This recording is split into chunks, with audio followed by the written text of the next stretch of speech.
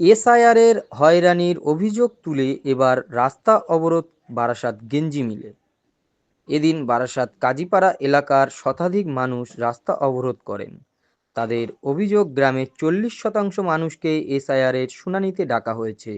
তারই প্রতিবাদে বারাসাত যশোর রোডের গেঞ্জি মিল এলাকায় রাস্তা অবরোধ করে রাস্তার ওপর শুয়ে প্রতিবাদ জানান তারা। দীর্ঘক্ষণ ধরে অবরোধ থাকার কারণে রাস্তায় ব্যাপক যানজটের সৃষ্টি হয়। অবশেষে বারাসাত থানার বিশাল পুলিশ বাহিনী এসে অবরোধকারীদের সাথে কথা বলে আশ্বস্ত করলে অবরোধ তুলে নেয় আন্দোলনকারীরা।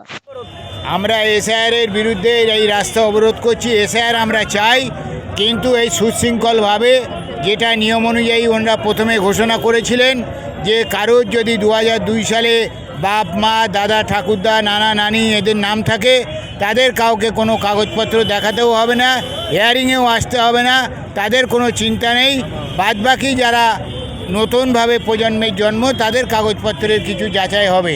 কিন্তু এখন দেখা যাচ্ছে মোস্ট অফ দেম মানুষকেই ওই হিয়ারিংয়ে ডাকছেন, একের পর এক নোটিশ আসছে এবং হাজার একটা কাগজ জড়ো করতে বলছে, যেটা কিন্তু আমরা তথাকথিত একটু লেখাপড়া শিখেও যেভাবে পাচ্ছি অ্যারেঞ্জ করছি, কিন্তু সারা ওয়েস্ট বেঙ্গলের মানুষকে যেভাবে হয়রান করা হচ্ছে, যারা পিছিয়ে পড়ে আছে এবং যারা খেটে খাওয়া মানুষ, তাদের পক্ষে এতগুলো কাগজকে এক জায়গায় মোবিলাইজ করে সঠিক সময়ে উপস্থিত হওয়া সম্ভব নয়।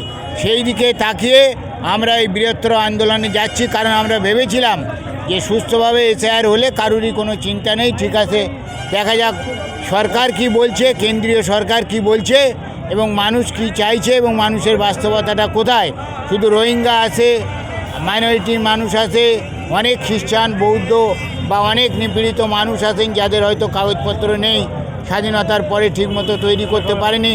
আর নামের ভুলের ক্ষেত্রে অনেককেই দেখা যাচ্ছে যে নামের ভুলের এদিক ওদিক আছে, তার জন্য হ্যারাসমেন্ট করছেন। আমরা এর বিরুদ্ধে আন্দোলন করব বলে আমাদের এই পার্টে, আমাদের এই কাজীপাড়ার 8টা পার্টে প্রায় 4000 মানুষকে হিয়ারিংয়ে ডেকেছেন। এক নম্বর ওয়ার্ডে এইভাবে আমরা এর বিরুদ্ধে আন্দোলন শুরু করেছি। বৃহত্তর আন্দোলনে আমাদের যেতে হলে আমরা নিশ্চয়ই যাব।